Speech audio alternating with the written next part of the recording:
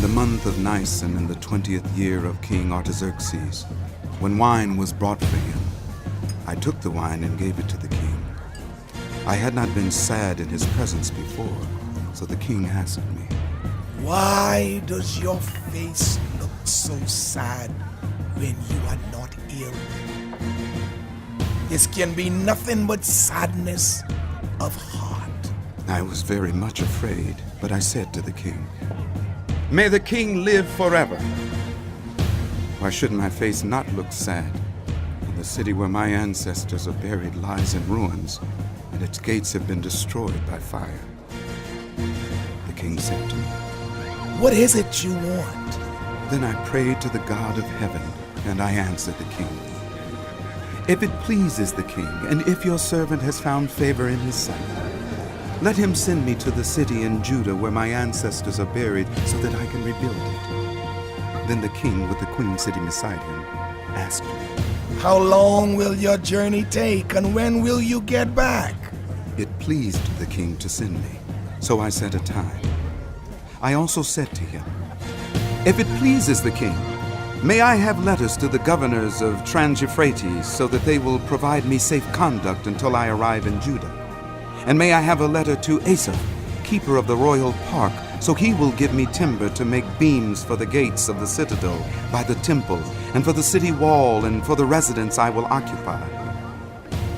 And because the gracious hand of my God was on me, the king granted my requests. So I went to the governors of Trans-Euphrates and gave them the king's letters. The king had also sent army officers and cavalry with me. When Sanballat the Horonite and Tobiah the Ammonite official heard about this, they were very much disturbed that someone had come to promote the welfare of the Israelites. I went to Jerusalem, and after staying there 3 days, I set out during the night with a few others.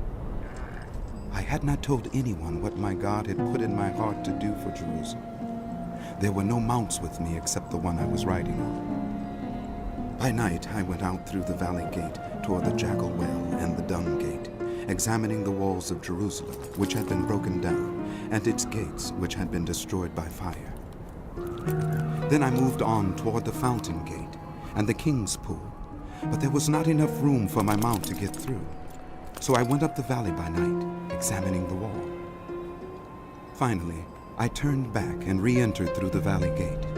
The officials did not know where I had gone or what I was doing, because as yet I had said nothing to the Jews or the priests or nobles or officials or any others who would be doing the work.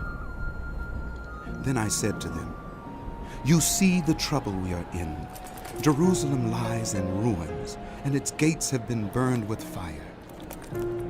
Come, let us rebuild the wall of Jerusalem, and we will no longer be in disgrace." I also told them about the gracious hand of my God on me and what the king had said to me. They replied, "Let us start rebuilding." So they began this good work. But when Sanballat the Horonite, Tobiah the Ammonite official, and Geshem the Arab heard about it, they mocked and ridiculed us. "What is this you are doing? They asked.